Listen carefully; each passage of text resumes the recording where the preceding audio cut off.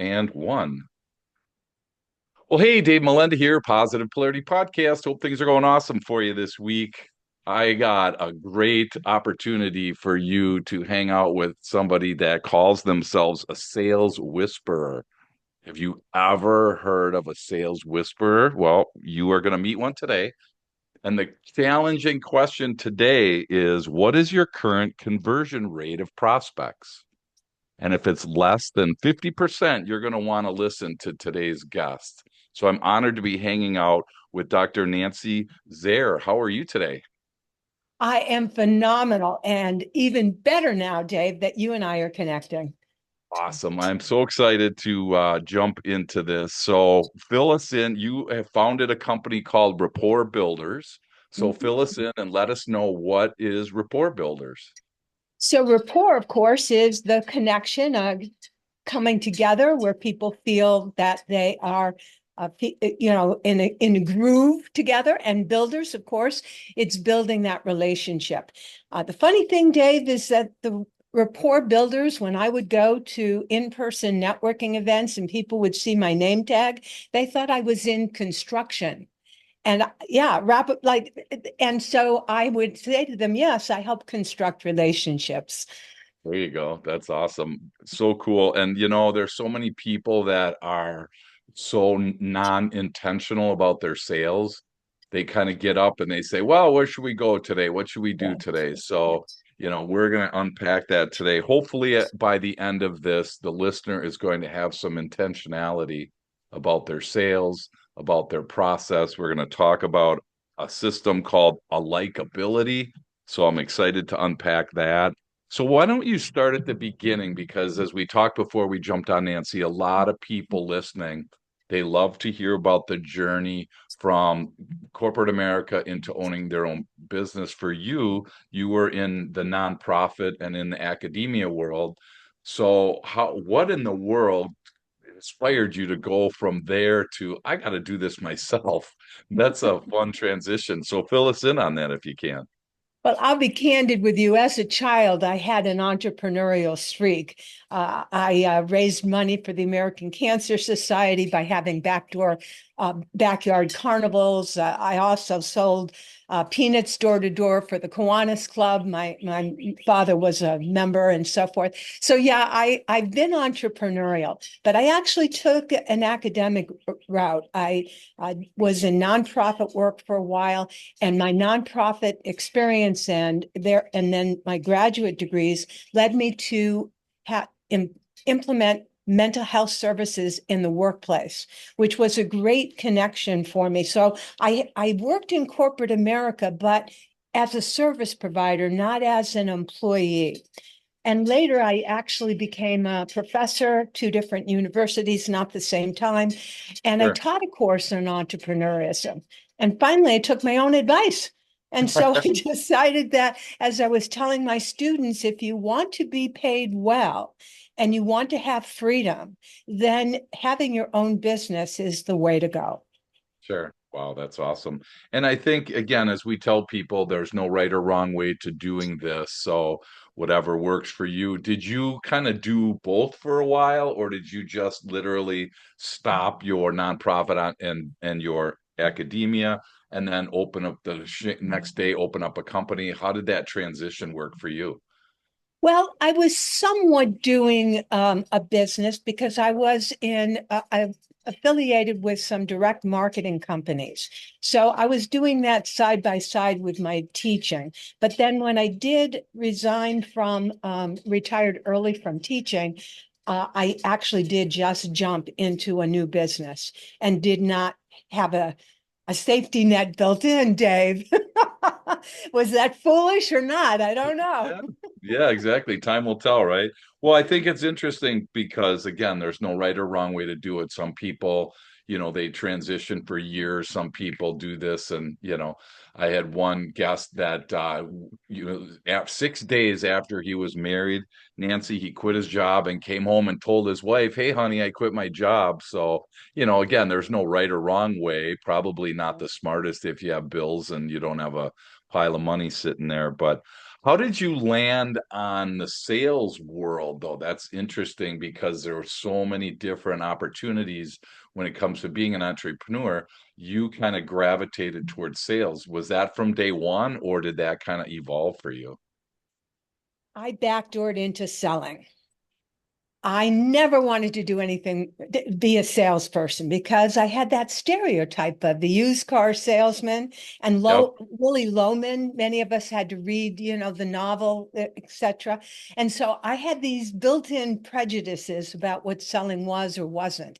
And sure. when I found myself, the government paid for my graduate studies so I could implement services in the workplace. And I found myself at the end of my schooling having to implement a program, but it couldn't be implemented until it was sold. And Hmm. hence I found myself selling. Not knowing what I was doing, I'll be candid with you, Dave. I went back to school not to get a degree. I went to the library. What could the masters of sales tell me? Especially because I did not want to be that pushy, aggressive, manipulative salesperson. And I Sure. eventually, in the National Speakers Association, I heard Tony Alessandro give a keynote, and he wrote a book called The Platinum Rule. And you probably are familiar with the Golden Rule. I'm sure the audience is. Treat Mm-hmm. others the way I want to be treated, a very Right. humane thing to do. The Sure. Platinum Rule is a slight deviation. Treat others the way they want to be treated. And when I applied that, along with my knowledge of human behavior, I quadrupled sales in 90 days. And that's become the basis of the AlikeAbility system. Wow, that's awesome. And we do a ton of work with the personality profile disc. And DISC is the same scenario, right? Where the golden rule is communicate with others the way that, you'd want to be communicated with. The problem is if they don't align with your communication style, it's a disconnect. So that's where the platinum comes in, and we're able to say, hey, you have to be like your prospect, or you have to communicate effectively like your customer.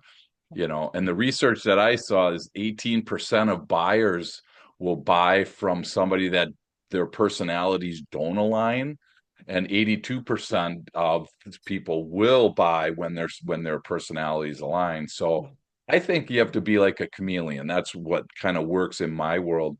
What do you, how do you, share that with people that they have to be like their prospect? How do you share that? It's an interesting question. Be like your prospect, because I word it slightly differently. Sure. Use the language of your prospect. You talk their values. Yep. In other words, you're not going to be disingenuous and be something you're not. That would be false, in my opinion. That would Sure. not feel right. Okay. But you can speak the language, especially the values of the other person. And that can be very authentic, and that connects with people on a gut level because when you are talking my values, inside I'm saying, wow, you get me, we're alike. Hence, that's why I call my system a likability, because there's a connection that's built based upon mutual values. So then you have to be, so I wrote down the word listening because that's probably one of the weakest things that sales professionals do, right? Is they struggle listening. So now you have to really pay attention because I don't know about you, Nancy, but I run into a lot of people that they have their cadence down of their presentation. Remember back in the day when you do the flip chart thing, You and know, it's so funny. One of my clients recently asked me about a flip chart because she envied a colleague who had one of these slide decks or whatever. I sure. said, no. And the Yeah, word right, no, don't do it because you want to be authentic. You want to be with the right. prospect. You don't want to be flipping cards. Right. No, absolutely. I think so often though, companies spend so much money on product training. They spend so much money educating their sales team, right? And then when it comes to that delivering that message, they deliver it the same way. And unfortunately, like you said, there's different ways to receive that. I think about it just speaking a different language. I mean, how long would it have been if you and I were speaking different languages and neither one of us understood each other? That would be a pretty weak conversation at best. So, I like the fact that you have that listening piece of that. Is that are you seeing that as a hard thing for people to grasp, or is it a pretty easy concept once they start working with you? So to identify your prospect's style, and take DISC, for example, to identify the personality style, what I call the buying style. There are 6 ways that you can do that. And you don't have to wait to listen to them because their vocal qualities is only one of those 6. You Sure, can actually look them up, which is why I'm called the sales whisperer. Look them up on the web. Go to their website, go to LinkedIn profile, Facebook, wherever you can find them. Even Google an image of them if you can, because sure, their photo will give you a lot of information about their style. And I usually start with the smile. Whether someone's smiling or not will tell you a lot about their personality style. Then you can look at you. You just smiled. I love it. You can also look at how they write and whether they, have long paragraphs and, multiple paragraphs or whether it's sure. bullet points. Yep, All of these are clues as to what yeah, their style is. And so you don't have to take a long time to figure it out. You can actually walk into a conversation and know someone's style without having met them first.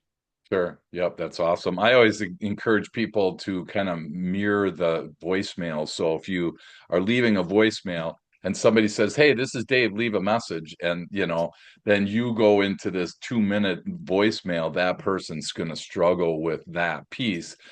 Listen to their voicemail. If it's short and sweet, then your response should be short and sweet. Just kind of again, do you when you hear mirroring, is that similar to what you're thinking as well? And that, or is that a different concept for you, Nancy? It's not exactly the same thing, although I know mirroring is really a really good tool to have in your tool belt. And mirroring, for those who don't know, is, for example, if your prospect is leaning on their hand or they're scratching their face or they've got their arms folded. These are again information that tells you that you might want to also move in a similar way because, as you say, mirroring the vocal qualities, mirroring their posture can build rapport on a very unconscious level. But I'm actually suggesting that people, again, use words, value words that allow your prospect to say, wow, this is how I think. These are my core values. You're speaking them, so hence I feel connected to you because we're made from the same cloth. Sure. So I'm just curious because if let's just say somebody was trying to sell something to me and I use the word cadence or I use the word likability, I use a word in my speech on a, not obviously every other word, but there's a pattern. Is you as the prospect or as the sales professional, are you trying to then utilize some of the language that I would be using in your language as well? Or how do you feel about that piece? Yeah, I definitely would agree with that concept. When people use certain words, that's an indicator we each have our own dictionary. Maybe the listener, you're not familiar with this concept, but every person, even though we're all speaking English right now, have a different way of defining or how we attribute meaning to certain words. Hence, when you really listen to your prospect, and they are using certain words, as you suggest, like cadence, then I already know that this is probably somebody who's more educated and has a good vocabulary. Hence, yes, I might want to use that word cadence or on a similar kind of word that will help that person feel like I listened well and I'm also talking their language. Yeah. And that's gotta, does it get, it feels like it can get very, I don't even know the word, complicated if I'm constantly listening, I'm trying to adjust myself. I mean, it feels, how do you make it become part of you, I guess, is the question, because it feels really Practice, practice. Okay. practice. but what you're saying is so true, Dave, because there are four stages in learning. And for some of us, this whole concept of even mirroring or echoing our prospect is a new concept. Hence, they're at stage one where they don't know, and they don't know. So, they're unaware of this, and they don't have the skill. Stage two is when they are now aware. Wow, you mean you could be doing this? Well, I don't know how to do it. They're now at Oh, stage two. sure. Stage three is where you become conscious. And like you said, this is where, quote, there's some work involved because now I consciously am monitoring, gee, I just heard that word cadence. Should I be using it? How do I use it? When do I use it? And so I am not, I'm practicing and I may be awkward. You know how it is when you're Yeah, learning to do a skill you've never done before. But if you do it long enough, Dave, you enter into the fourth stage of learning where it becomes what's called unconsciously competent, where I mm, don't have to think about it. I just sure. do it. I'm on automatic. And for Yeah, most of us, we look at the great salespeople in our industry and we say, oh my God, they're amazing. What are they doing? Well, they're unconsciously competent. They have sure. learned to adjust what they say to match their prospect, and they do it in a way that's seamless. It's unpretentious, that you don't see it, it's Yeah, something standing out. right. And it's genuine because it's coming from a place of service. Yeah, that's awesome. I always tell my clients when we're talking about this is don't practice on prospects. I like that you're practicing. When you talk about practice, I guess I want to get clarification, Nancy. Are you talking about practice outside of an actual sales call where you're, videotaping yourself, you're role playing, you're doing some type of practice? Is that what you refer to when you talk about practice? Definitely, definitely. But of course, what's going to happen is you're going to bring your practice session into a real session, right? And that too is an essence of practice, right? There's nothing wrong with being a practitioner. I think it's perfect practice makes perfect, right? So we want to keep upgrading what we're doing. That's awesome. Hey, we're going to take a quick break. When we come back, I want to unpack this a likability system because you have a five-step process based on that platinum rule. So I want to kind of unpack those when we come back. So we'll be right back.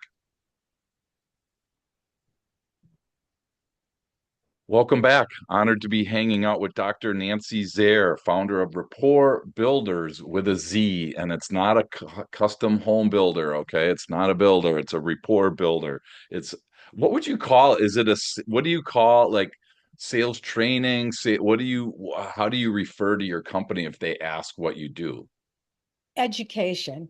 Okay, The word training for me is associated with animals. You train hmm, animals, you educate people. So gotcha. I don't like to think of myself as a sales trainer. I'm a consultant, I'm a coach, I'm an educator.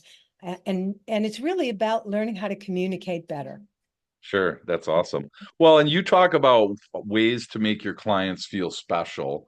And, this is the how to build rapport quickly and authentically. So kind of first of all, where did you get a likability system? It's a likability system. So where did that come from for you, Nancy? I coined the word and it is trademarked. It's not popularity, which would be likability. It's alike. It's a skill that raises the feeling, the thought, the perception within the other person of you get me, we're alike. And it is a skill, which means you can learn it. And of course, Yeah, that's what I do. I teach it. As I said, I'm an educator.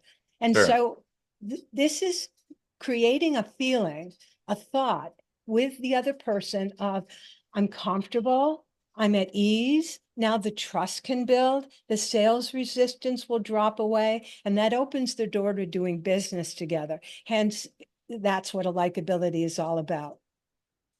And it's interesting because and this is my brain thinking about like you were talking about, um, you can practice and you can do your work, then you get good at it, and then you master your skill. And it's interesting because I don't see a lot of sales professionals mastering this particular piece. They're so busy, like you were talking about early, being pushy or aggressive, you know. Um, and there's I get it. I understand it. I'm not a fan of it, nor am I a fan of it when it happens to me. Like we're all consumers too, right? So we all know what that's like, having somebody that's stalking me sitting in my driveway waiting for me to get home, so to speak. So tell us about this likability system. So there's 5 steps. And so kind of walk us through those if you can. And Sure. then we'll kind of walk through together on those. Step one is to identify 4 different personality styles, or what I call buyers. And Okay. it's very similar to DISC, but not the same. It's built on the Sure. premise that 35 years of research, that there are different numbers of contacts someone needs before he or she can make a decision. So that's step one, is the 4 styles and their values. Step two is, who are you? Because we tend to sell the way we buy. So what's your selling style? Step Sure. three is diagnosing your prospect style. And as I mentioned, there's 6 quick ways you can do it even before you meet with the prospect. Step four is to now adjust what you say in terms of values. Speak the values of the prospect style. And step five is to rein in what doesn't match, because every one of us, there's some kind of blind spot or rough edge that will make our prospect feel uncomfortable. So you need to know what that is about you so that you can rein it in. Those are the 5 steps. Wow, that's pretty cool. So, and I was thinking when you were going to say, I was expecting them to be parts of the sale where this is really more in my brain than it is, right? And then it is a system or a style, or I mean, not style, but it's not a process. It's not a path. I mean, identify the buyer means we have to start out with our spider senses on, so to speak, right? We have to really be aware. We do a lot of work in EQ, and self-awareness seems to be a spot that's really missing, let alone in sales world, because like we were talking about earlier, a lot of people seem to just deliver the message the exact same way to every person. Yeah, I'm not a And so, believer in that at all. There are yeah, 3 things that differentiate me from other people who help folks with selling. One is I'm always permission based. When you ask for permission from your prospect to meet with them, to send them a newsletter, follow up, etc., you never have to worry about being pushy, aggressive, or offensive because they've given their consent. Secondly, don't speak from a script. Don't memorize what you're going to say. Have a yeah, natural conversation. And that sounds easier in words than the actual practice again, because having a natural flow, there are some tips that I share as to how it is that you can ask questions without sounding like an interrogator. And the right. third is this last piece, which is to adjust what you say in terms of the values to match your prospect style. So those are the 3 things that I promote in terms of sales training. Yeah. Well, and that's where, again, when people think of sales training, I don't know what you've heard, but I hear like features and benefits. I want to, Exactly. And how talk to, about your features and benefits. yeah, So, what are your and thoughts how there? to overcome objections. That's a big Yep. one. And the Yeah. thing is, Dave, you don't need to overcome objections when the two of you are in rapport, Right. because now it isn't an objection, it's an exploration, it's a discovery, it's a revealing, and it's solution finding, as opposed to, I want to push you into my product or service. Sure, sure. So we learn in DISC there are 2 types of people when it comes to trust. There are people that trust immediately, and then there's people that don't trust. They're skeptical right up front, and you have to kind of gain that trust. So I'm a naturally trusting person, and so it doesn't take me but a 2 seconds to I trust you because why would I not, right? Now, again, I'm not better or worse, but there are people that do not trust right away. You have to gain that trust. So how do you modify this? Does it take a little bit longer? If you have somebody that's naturally standoffish or, skeptical, how do you, do this in that scenario there? So to answer your question, I want to share with you that instead of disc, as I mentioned, the AlikeAbility systems calls the four buyers by numbers. The Okay, numbers represent how many contacts the buyer needs before he or she can make a decision. And the gotcha. numbers are 2, 4, 6, and 8. The number 2 buyer, as you said, is quick to trust. They make a decision in 1 or 2 contacts. The Okay. number 8 buyer is the one who does not trust. And you turn the 8 on its side, it's the symbol for infinity. This is the Mhm. person who starts with 8 and Sure. goes 12, 20 or more contacts. So the buyers who are skeptical, untrusting, it turns out they need more time, more contacts to make a decision. The number 6 is again a slower, more cautious buyer. What are they doing during their 5, 6, 7 touch points? Well, Yep. they are vetting you. They need social proof, recommendations from their network or from the community at large about the product or service they might engage. Yep. The number 8 is not, they don't like that. They call that hearsay. What they're looking for is scientific evidence, data, statistics that support a decision. Our number 2 and our number 4 are the trusting types. They Sure. quickly bond or trust that the other person's going to perform. But the Wow. number 4 walks away with a little bit of doubt, and they're the Okay. ones with buyer's remorse. Hence, they need a touch point after they've said yes, so that you assure them, I'm so excited to work with you. It's about our Sure. relationship, not the transaction. Wow, that's great.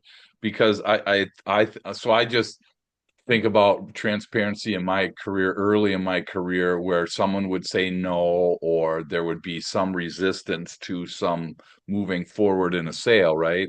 I mean, I always thought that early on, again, no sales training, no nothing, just human nature. I'm like, they're just stalling me. They're just creating stalls and objections. They're just trying to push, this out down the road. And so then I would push even harder. And that would make it even more disastrous, right? Because you can't, if you try to close an 8 in 2 calls and then push them, you're done. I mean, that you might as well just pack up and leave, right? Do you see that a lot where people are like, especially like impatient people? I don't want to call them 8 times here. This is ridiculous, Nancy. I just want to, I want to eat something. I want to kill and eat. I mean, how do you teach them to kind of tone it down a tad? That's got to be a challenge. So first of all, the 8 actually doesn't want phone calls from you, so you're off the hook, Dave. Okay. You hear that, audience? None of you have to be calling the number 8 buyer 8 times. What they do want, though, is information. And hence, you could be sending them 8 emails with URL websites, with a white paper, with an article that you posted, or something else that someone else posted to help them think about it. Because remember, this is the person who's taking a deep nosedive, gaining research, wanting to learn scientifically what it's all about. Yeah. So that's what you're going to do with the number 8. And now let me say one more thing. Why would you bother with a number 8? Because once they've done their due diligence, their entire network knows, ooh, this is a smart person. If they said yes, that's probably a good indicator that I might want to say yes too. Wow, that's cool. I'm surprised you don't have a 1 on there because I'm a 1. I mean, last Wisconsin State Fair, my wife and I may have had a couple cocktails and we ended up buying a hot tub, a sauna. We bought it all, right? And it I was love all in one, it was all in one call. It was all one. the So number 2 buyer, it takes only 1 or 2 contacts, there you 2 at the go. That's most. me. And Yep, I absolutely. tell my clients it's one and done. If you don't Yep, ask them the first time you meet to make the purchase, you've lost them. And of course, sure. many of my clients, they're not a 2. They tend to Yeah, be the 4s and the 8s, the 6s, whatever. And they gotcha. feel squirmy about that. Oh, doesn't that? I said, no, this is how you're helping that person because they Right. want it off their plate and they Yep. want to go on with life and enjoy the benefits. Yep, absolutely. And No, may I totally say get it. one more thing? This is Yeah. really important for listeners to hear. And that is the transaction, the money you receive will not last as long as the benefit you've provided with the product or service that they have purchased. So keep that in mind. This is not an unequal, disjointed exchange. They're going to Yeah. benefit, hopefully, much longer than your money will last. That's awesome. Well, and then it kind of bleeds into the second one is who are you? So not only do we need to know who our buyer is, but we need to know who we are. Why is that important in the sales process for me to know that I'm a two, let's say? Why is that important? Because you're going to be impatient if you're a two with that number four or the six or the eight. In fact, I'll give a quick story of one of my clients who is a two when it comes to selling. And if somebody did not go yes on the first time that they talked, she just wrote them off and never followed up. I said, Yep. oh, no, no. And she began to learn the system that 2468. Well, she started calling people back or texting, however she contacted them. And within the next week, she got two $10,000 sales. So, folks, follow up works, and knowing your own number and your tendency to, because we sell the way we buy. And she Yeah. thought everybody should be as quick as her, and they're not. Yeah. That's what I thought. And I was like, and then I started getting irritated, Yes, And it was like, then exactly. I got emotional, and it was like, wow, now you're getting emotional in the sales world. The buyer's supposed to get emotional, not you. But emotion sells, right? And if your emotions are negative, or if you're in Yep. that place of what happened and I'm frustrated, guess what? You're just not going to continue to make sales. Yep. No, absolutely.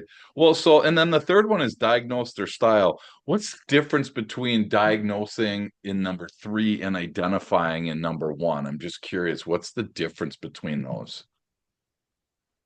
Oh, because the first step is about identifying the values. What are the Okay. values associated with each of the four styles? So that when I diagnose that you're a number two buyer, Okay. now Gotcha. I know that I need to use certain language with you that will resonate and connect authentically. It makes Gotcha. sense. Yeah. Yep. Yep.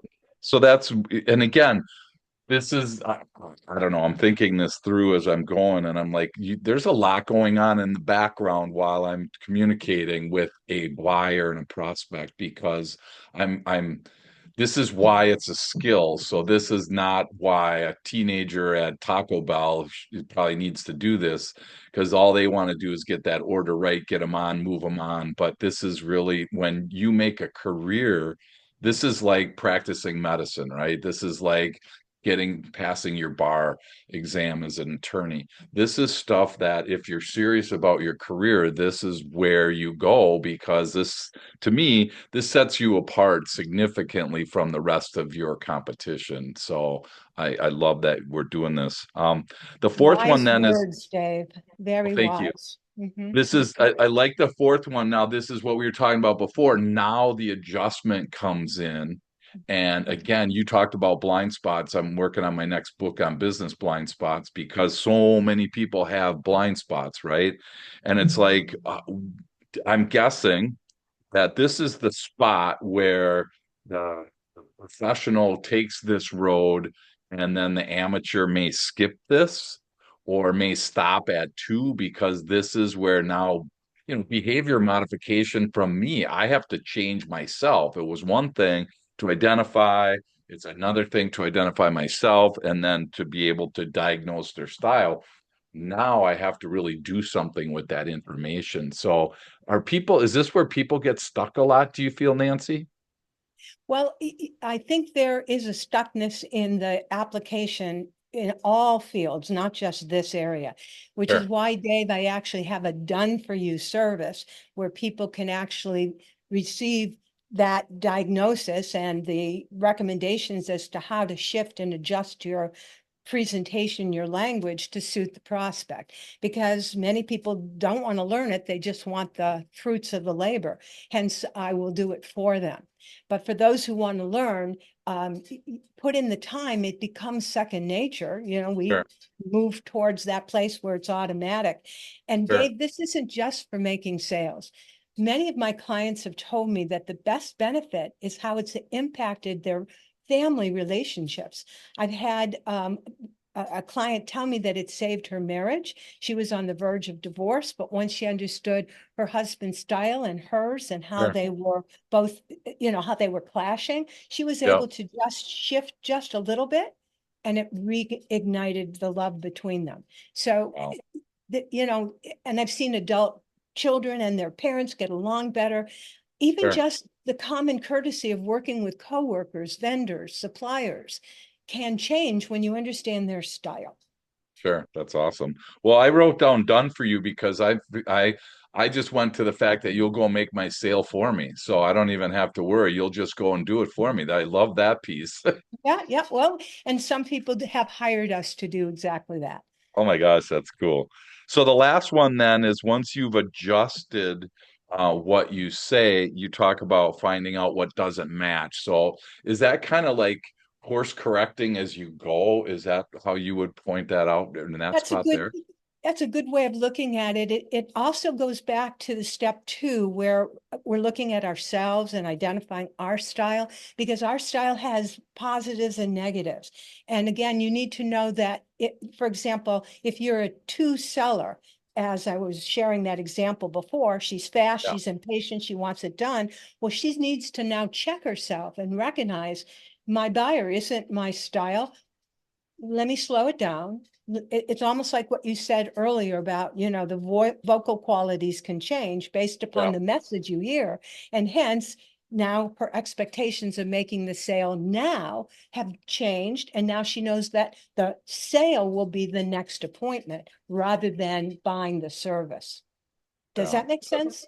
Yeah, it does. And I think that's the hardest, like for me as a two, or one or two, whatever, it's still hard when somebody has to think it over, excuse me, put it through committee, get other people involved, there's all these like roadblocks and I understand them, but just purely at my mind is like, really, do we really need, do you really need to ask the board or whatever it is, so I totally understand that, especially, you do speaking around the country as well, don't Mhm. you? Mhm. So same thing, right? When you're trying to get into a keynote, excuse me, scenario, and that they got to talk to somebody, and then there's this vetting process, and there's all this. I'm like, gee, many crickets. Just say yes or no, will you? And I'm learning. It took me way too many years to learn that their style is kicking in right at that spot. And if I try to push that, it's probably not going to end well. Yes. So that's pretty cool. Yeah, yeah. And I also have a formula for when you hear no, because a no doesn't mean I drop dead, I never want to talk to you again. A no Yeah, is probably a not now. And right. for many of the people that we're working with, if you just simply agree with them, well, yes, the timing isn't always right, but with your permission, may we stay in touch? Yeah. And would it be okay if I called you, say, in 3 months to see how things are? Again, permission-based selling. So the person says yes, and now 3 months later, you have the right to call and say, remember, we did talk. I'm checking in. Have things changed, or where we at with blah, blah, blah we discussed? Sure. Yeah. Wow, that's cool. I could sit and talk to you all day about this. I love this. I got one more question, and I'm gonna let you go. What would your tip of the day be, Nancy, for somebody listening? Maybe it's something that we already covered. Maybe it's something that's still on your heart waiting to get out. But what would you say for your tip of the day today? Yeah, I'm going to say get out of your head and get into your heart. That would be my tip of the day. And that's the longest distance any human has to travel. I know because I've had to travel it. I'm academically trained. I've got a good brain. I resort to my thinking capacity whenever possible. But guess what? It doesn't always serve me well, especially when it comes to human relationships. It's a matter of connecting, and that's where your heart has to come in. Open yourself up to your heart, and you will do better in sales. And I think that, like, I love that. As with a room full of mean people and one kind person, they're gonna find you. You're gonna gravitate to you. So, like you said, make your client feel special.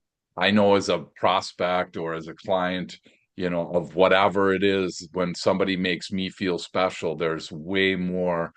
positivity going on there than somebody that just treats me like a number. So I always encourage people listening to really, take a hard look at what your customer has to go through, because sometimes, again, blind spots show up for us, and I'm fine, we're fine, everything's fine, and I'm not here to say it is or isn't.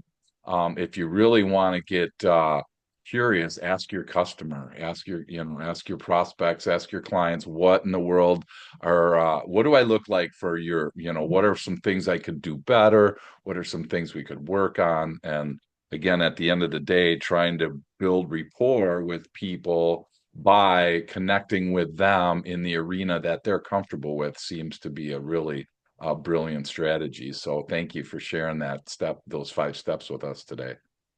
I appreciate the opportunity not only to share it with you, but obviously the audience, because I'm passionate about helping people sell without being salesy.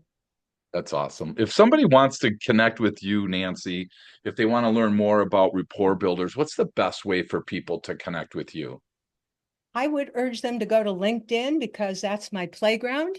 I post quite regularly on LinkedIn, at least 3, 4 times a week. I also go live on LinkedIn with it's not a podcast, it's a live stream. So yes, they can catch me there on LinkedIn. And it's simply, the LinkedIn Nancy Zare. There's no doctor or anything else in front of it, just Nancy Zare. Awesome. And Zare is Zare. So NancyZare. So thank you so much, Nancy, for hanging out today. This is awesome. I never met a sales whisperer, so now I know. Thank you so much for revealing this. And I can't wait to keep learning from you and keep watching. I got to start thinking 2, 4, 6, or 8. So this is my next time I'm going to be talking to somebody. I'm gonna look at this, and if I get stuck, I'm going to call you, because I'm going to be like, oh, hold on a second. I got to call Nancy. Guess what, Dave? 2468 is DISC. And I know There you you're an go. expert in DISC. Uh-oh, there you go. Well, awesome. Oh my gosh. You just nailed. Now you tell me. Why you wait till the end of the podcast to tell me that? Now we got to do another one to dig deeper into that. So that's awesome.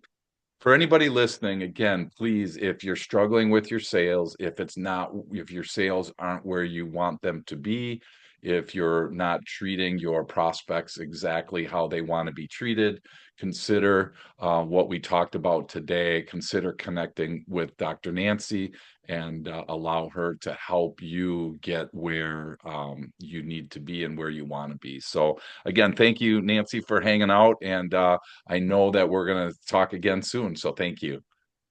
Thank you.